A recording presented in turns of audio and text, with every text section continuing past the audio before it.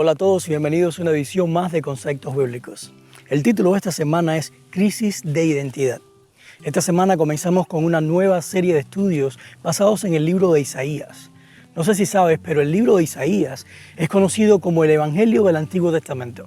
Ninguno de los otros profetas del Antiguo Testamento da más detalles sobre el nacimiento, vida, muerte y resurrección de Cristo como lo hace Isaías. De hecho, Isaías es el profeta más citado en todo el Nuevo Testamento y es citado y llamado por su nombre por el mismo Jesús varias veces en los Evangelios. En este trimestre vamos a profundizar en este libro para extraer lo más que podamos con la dirección del Espíritu de Dios. Así que de antemano te invito a que estudies personalmente cada semana y luego podamos dialogar e intercambiar lo que Dios nos va mostrando por medio de los comentarios en cada video. Vamos a sacar de nuestra mente cualquier preconcepto que hayamos desarrollado sobre este libro y analizarlo con mente vacía para que Dios se encargue de llenarla con aquellas enseñanzas frescas a medida que vamos avanzando en el estudio. Recordemos que el propósito de las Escrituras es dar testimonio de Jesús, porque solo a través de Él podemos conocer al Padre. Así que en cada pasaje o capítulo que estudiemos, busquemos siempre a Jesús, o lo que es lo mismo, que nos muestra la porción que estamos estudiando sobre Dios y sobre su carácter. Así que sin más preámbulos, comencemos.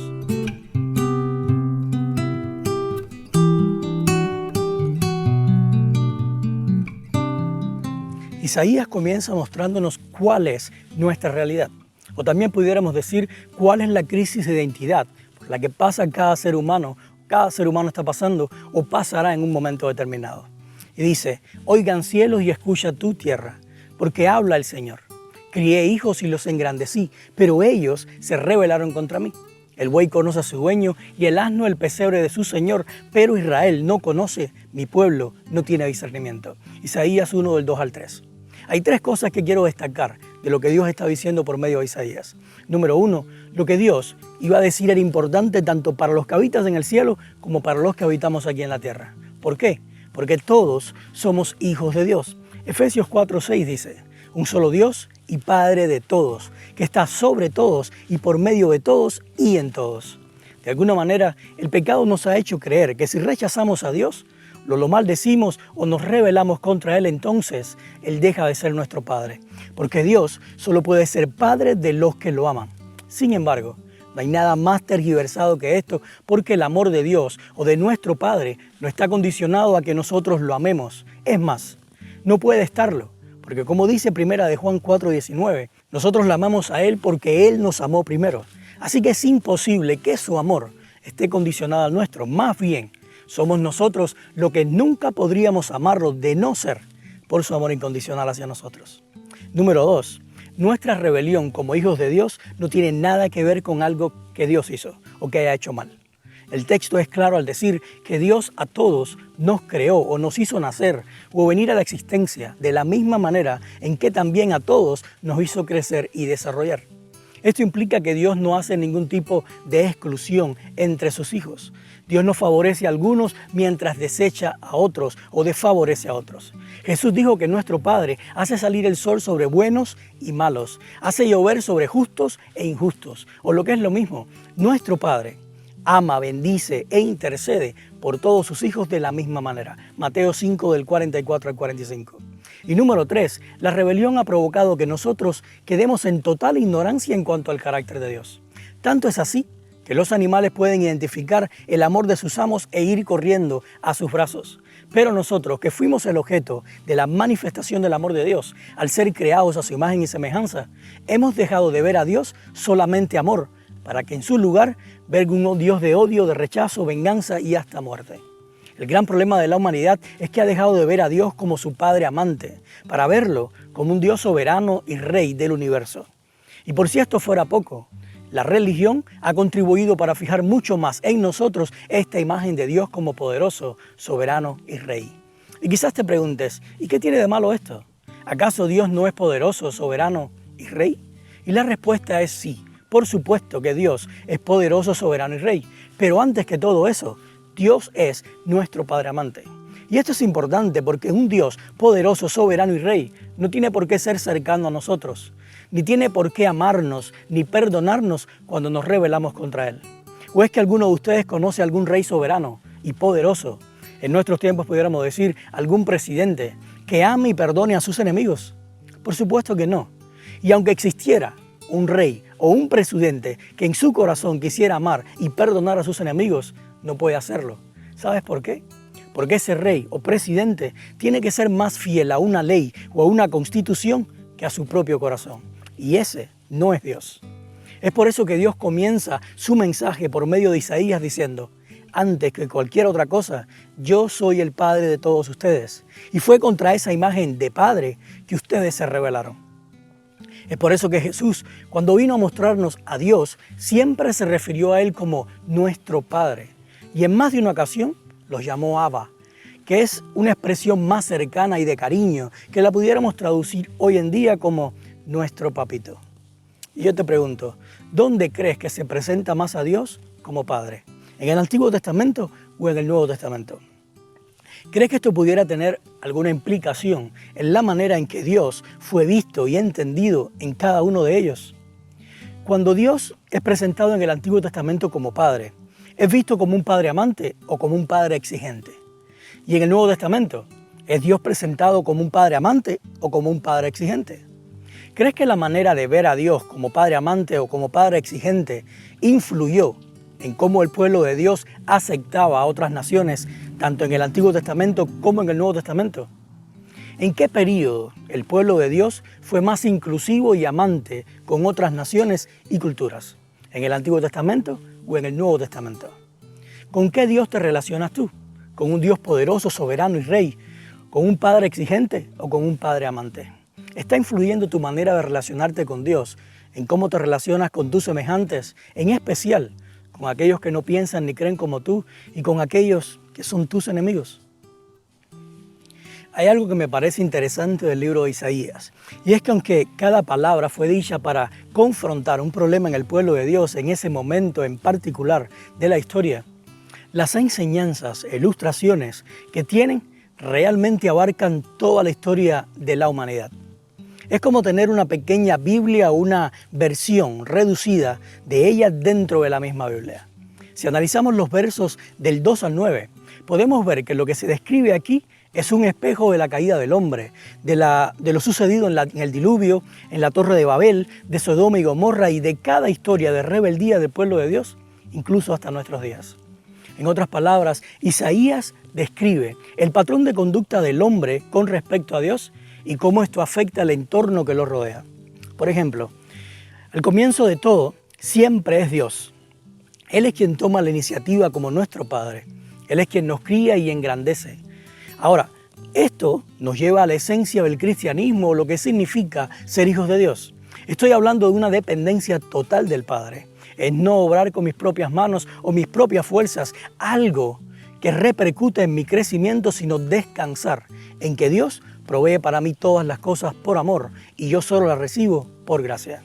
Es sacar de nuestra mente que el hombre tiene algún tipo de participación en su propio desarrollo, beneficio, salvación o recibimiento de cualquier promesa que viene de Dios, para vivir solamente por fe, porque este ha sido el plan de Dios desde el principio o desde la creación. Sin embargo, al llegar la iniquidad a nuestras vidas, nos rebeló contra el descanso que implica una vida solamente por fe, para generar en nosotros una vida basada en el fruto de nuestras manos. Y es ahí donde perdemos por completo la imagen de un Padre amante para comenzar a ver un Dios todopoderoso, soberano y rey. Ahora es importante destacar que lo que dice el verso 4, y es que cuando esto sucede, no es nuestro Padre amante el que nos da la espalda, sino que somos nosotros los que le damos la espalda a Él. Esto significa que no es Dios el que está enojado con el hombre, sino el hombre el que está enojado con Dios. Por lo tanto, para que la relación se restablezca, no es el hombre el que tiene que hacer sacrificios para apaciguar la ira de Dios, porque Dios no está enojado, sino que es Dios el que hace el sacrificio por medio de Jesús para apaciguar la ira de los hombres que exige la muerte de un inocente en su lugar. Es solamente cuando entendemos esto que podemos mirar eventos del pasado como la muerte del primer cordero en el Edén, el diluvio o la destrucción de Sodoma y Gomorra y preguntarnos, ¿Quiénes o quién estaba enojado con quién? ¿Era Dios con el hombre o el hombre con Dios? ¿Era el padre con sus hijos o los hijos con su padre? ¿Quién deseaba la muerte de quién? ¿Era el padre quien deseaba la muerte de sus hijos o eran los hijos los que deseaban la muerte de su padre? Y al hacernos estas preguntas inmediatamente, recordamos que Jesús en Lucas 15 dijo una parábola acerca de un padre que tenía 2 hijos. Y si nos hacemos estas mismas preguntas pensando en esta parábola, nos damos cuenta de la respuesta correcta y de que Jesús nos estaba mostrando la realidad oculta en historias del pasado y qué sucesos y en sucesos que vendrían en el futuro. Y yo te pregunto, lee Isaías del 1:5. ¿Por qué no vale la pena castigar al rebelde? ¿Qué provoca el castigo con un hijo rebelde? ¿Amor o más rebeldía? Une el verso 5 con el 6. ¿Cuál es la razón de la rebeldía? ¿No crees que una mente enferma y un corazón dolido son capaces de provocar rebeldía en una persona? ¿Hay algún ser humano que no tenga una mente enferma y un corazón dolido? ¿Has tratado o visto alguna vez a una persona queriendo ayudar a un animal que tiene una espina enterrada en una pata? ¿El animal reacciona dócilmente o con rebeldía? ¿Amorosamente o con agresividad? ¿Crees que el animal no quisiera ser librado de su dolor? Entonces, ¿por qué no se deja ayudar? Lee la última oración del verso 6. ¿Qué es lo único que va a hacer que el animal deje de actuar con rebeldía y agresividad? ¿Qué es lo único que hará que el hombre deje de ser rebelde y darle la espalda a Dios? Lee Lucas 10 del 25 al 37. ¿Qué parábola contó Jesús con respecto a esto? Compara lo que le hizo el samaritano al hombre herido con Isaías 1:6. ¿Crees que el samaritano es un símbolo de Jesús? ¿Para qué vino Jesús entonces? Isaías 1:21 dice, como se ha prostituido la ciudad fiel. Antes estaba llena de justicia, la rectitud moraba en ella, pero ahora solo quedan asesinos. Es interesante que Jerusalén, antes de prostituirse o apartarse de Dios, era justa y recta, pero una vez que se prostituyó, cambió la justicia y la rectitud por muerte. Isaías está poniendo 2 ideas opuestas. Por un lado justicia y rectitud y por otro asesinato o muerte. Eso quiere decir que la fidelidad a Dios es a la justicia y a la rectitud y la infidelidad a Dios o prostitución es asesinar y dar muerte. Por lo tanto, hacer justicia no puede terminar en un acto de quitar la vida, sino en dar vida. Ahora, si seguimos leyendo, nos damos cuenta que el mensaje que Dios quiere hacer llegar a su pueblo es que al ellos prostituirse, terminan convirtiéndose en sus enemigos. Es por eso que el verso 24 dice, por eso afirma el Señor Todopoderoso, el fuerte de Israel, me desquitaré de mis adversarios, me vengaré de mis enemigos. Ahora, esto es bien importante, porque en los siguientes versos Dios nos va a mostrar su venganza y cómo va a hacer justicia en Jerusalén, que se ha convertido en su enemiga. Así que Dios comienza su venganza en el verso 25 diciendo, volveré mi mano contra ti. Y cuando escuchamos esto inmediatamente lo asimilamos como nuestro concepto de venganza. Imagínate que tenemos a un chico tranquilo, callado, noble, que está siendo abusado constantemente por otro joven, un bullying. ¿Cómo se dice acá? Y este jovencito bueno y noble un día se cansa y de repente vuelve su mano contra su enemigo, que es aquel chico abusador. ¿Cuál es la imagen que se dibuja en tu mente en este momento? Tal vez te imaginas al chico noble pegándole al abusador, porque esa es la imagen lógica que viene a nuestra mente cuando hablamos de venganza. Sin embargo, Dios se encarga de describir su venganza para que no nos hagamos una imagen equivocada de ella. Así que continúa diciendo en el verso 25 y 26, limpiaré tus escorias con lejía y quitaré todas tus impurezas. Restauraré tus jueces como al principio y a tus consejeros como al comienzo. Entonces será llamada ciudad de justicia, ciudad fiel. Y agrega en el verso 27, Sión será redimida por medio de la justicia y sus conversos con rectitud. En otras palabras, la manera en que Dios se venga de sus enemigos es limpiando sus pecados, sus transgresiones y sus rebeldías. ¿Sabes por qué? Porque como dice 1 de Pedro 4:8, el amor cubre o perdona multitud de pecados. Y si todavía te queda duda de qué es la venganza de Dios, mira lo que dice Isaías 35:4. Digan a los del corazón temeroso, sean fuertes, no tengan miedo. Su Dios vendrá con venganza y ahora explica en qué consiste la venganza. Con retribución divina vendrá a salvarlos. Pero hay una cosa más que Isaías nos aclara, y es en qué consiste la justicia de Dios. Como vimos en Isaías 1:27, dice, Sión será redimida por medio de la justicia. Eso quiere decir que cuando la Biblia dice que Jesús vendrá por segunda vez para hacer justicia, no se está refiriendo a cortar cabezas y dar muerte a sus enemigos, sino a redimir. A redimir de la misma manera que redimió a Jerusalén y a todo Israel infinidades de veces en el pasado, cuando se convertía en sus enemigos. A redimir de la misma manera en que te redimió a ti y a mí, cuando aún éramos sus enemigos. Y yo te pregunto, lee Isaías 1:28. ¿Por qué crees que dice que después de Sión ser redimida con justicia, los rebeldes serán destruidos y aquellos que dejan al Señor serán consumidos? ¿Quiénes son los rebeldes o los que dejan al Señor? Lee Gálatas 1 del 11 al 24. ¿Qué pasó con Saulo al llegar Pablo? ¿O qué pasó con el hombre rebelde y enemigo de Dios, que era Saulo, al ser redimido por medio de la justicia de Dios? Lee la historia de Jacob desde Génesis 27 al 33. ¿Qué pasó con Jacob al llegar a Israel? ¿O qué pasó con el hombre mentiroso, tramposo y enemigo de Dios, que era Jacob, al ser redimido por medio de la justicia de Dios? Lee Juan 12:24. ¿Qué tiene que pasarle al grano para que pueda nacer la planta que dará frutos? Lee Gálatas 2:20. ¿Qué tiene que pasarle a los hijos de Dios para que Cristo pueda vivir en ellos? El bonus de esta semana lo vamos a sacar de Isaías 1:9 y dice, si el Señor Todopoderoso no hubiera dejado un pequeño residuo, otras versiones dicen un remanente, seríamos como Sodoma y semejantes a Gomorra.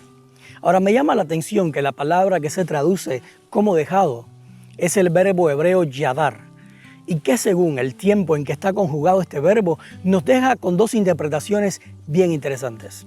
Número 1, salvar o preservar con vida. Y si llevamos esta interpretación al texto que acabamos de leer, quedaría de la siguiente manera. Si el Señor Todopoderoso no hubiera salvado o preservado con vida un remanente, seríamos como Sodoma y semejantes a Gomorra. Indiscutiblemente, Isaías se estaba refiriendo a que Jerusalén tenía tantos pecados como Sodoma y Gomorra. Incluso podríamos decir que no había diferencia en cuanto a la maldad que fue encontrada en estas dos ciudades en los tiempos de Abraham, con la maldad que había ahora en Jerusalén en el tiempo de Isaías. Sin embargo, Sodoma y Gomorra fueron destruidas mientras que Jerusalén estaba siendo protegida. Y la pregunta es, ¿por qué? ¿Qué había en Jerusalén que no se encontró en Sodoma y en Gomorra? Y la respuesta la da el mismo verso, un remanente. Ahora hay algo bien importante con esto del remanente, y es que según lo especifica Isaías, el remanente no es apartado de Jerusalén para que solo ellos sean salvos, sino que el remanente es la causa por la cual toda Jerusalén recibe salvación o no es abandonada para ser destruida. Si vamos a la historia del pueblo de Dios, encontramos que por causa de José, o sea, el remanente, Egipto fue salvado o no destruido por la desolación que afectó a todas las naciones en ese tiempo. También encontramos que por causa de Daniel y sus 3 amigos, otro remanente, Babilonia no fue destruida, sino que su rey Nabucodonosor fue salvado de la destrucción junto con todo su reino. Y pudiéramos seguir mencionando más historias en las que el remanente es el causante de la salvación o la protección de aquellos que parecieran no merecer dicha salvación o protección de parte de Dios. Sin embargo, es necesario que nos preguntemos cosas como, ¿acaso el remanente sí merece ser salvo? Y si el remanente merece la salvación, entonces, ¿no serían salvos por sus méritos en vez de por gracia? ¿Cuál es la función del remanente? ¿Ser el grupo exclusivo o selecto de Dios porque tiene su carácter? ¿O ser la manifestación de la gracia de Dios para aquellos que los rodean precisamente porque son portadores del carácter de Dios? ¿No sería irónico que aquellos que tienen el carácter de Dios quisieran apartarse o ser excluidos o excluirse del mundo que el mismo Dios vino a salvar? Ahora, la interpretación número 2 del verbo yadar que me pareció interesante es tener un exceso o tener más que suficiente. Y si ponemos esta traducción en Isaías 1:9, diría así: si el Señor Todopoderoso no hubiera tenido un pequeño residuo o exceso que para Él era más que suficiente, seríamos como Sodoma y semejantes a Gomorra. Esto me hace pensar en lo que sucedió a Sodoma y Gomorra, porque Si Jerusalén estaba siendo salvada por causa de un remanente, entonces Sodoma y Gomorra fueron destruidas precisamente porque en ellas no se encontró un remanente. Y quizás te preguntes al igual que yo, entonces, ¿qué eran Lot y su familia? Y la única respuesta que he encontrado hasta ahora es que ellos no eran un remanente por la sencilla razón de que las ciudades de Sodoma y Gomorra no fueron salvadas por su causa.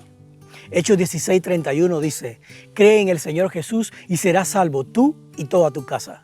Y tal vez pienses que esto se aplica a Lot porque ellos fueron salvos. Sin embargo, Génesis 19 dice todo lo contrario porque ni Lot ni su familia quisieron irse de estas ciudades. Tanto fue así que la narración enfatiza que los ángeles estaban apurando a Lot para que sacara a su familia.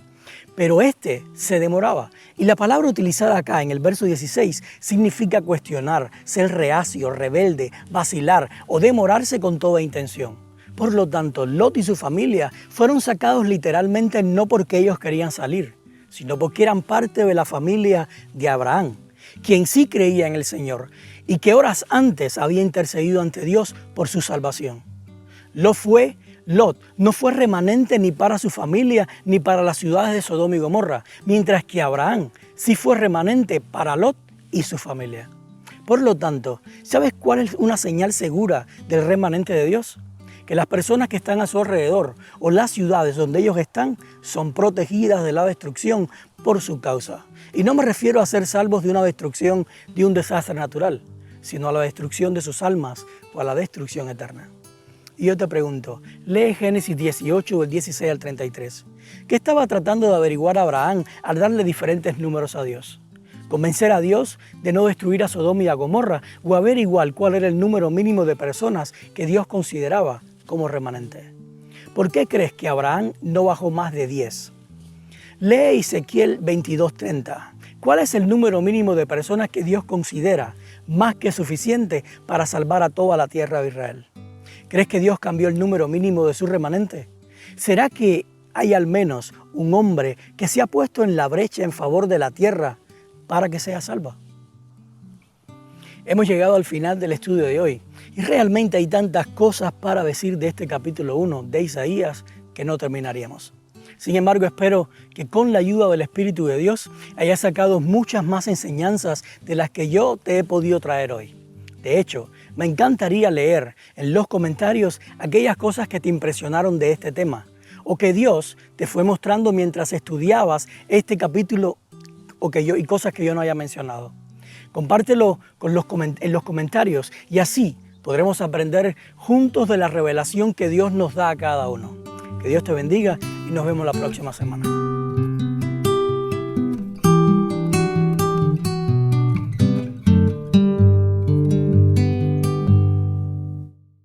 Si quieres conectarte con nosotros es bien sencillo para hacerlo. Ve a nuestra página de Facebook y dale like. Si no, también suscríbete a nuestro canal de YouTube para que recibas todas las notificaciones. Pero lo que sí te recomiendo es que descargues nuestra aplicación, Su Casa Church, porque si vas a la sección que dice conceptos, podrás descargar todo lo que acabamos de estudiar en formato PDF. Y como siempre te digo, si Dios te habló a través de este video, por favor, compártelo con tus amigos.